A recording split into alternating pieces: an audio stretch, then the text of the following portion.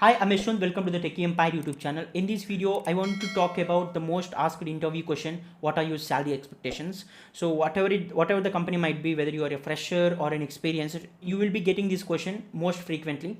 So how to answer this? First of all, why interviewers ask this question? So they want to test whether you are ambitious or not. They want to test whether you know your strengths or not.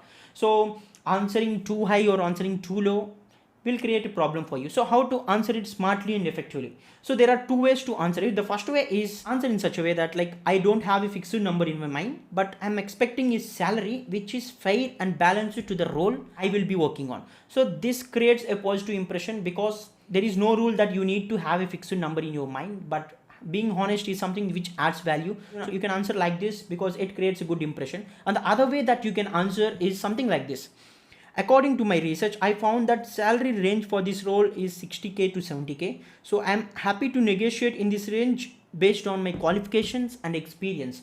So if you tell this answer, then ultimately interview feel like you already done some research on the company and the role that you're applying for. It really adds some value to your selection. So these two are the best ways according to me to answer this question.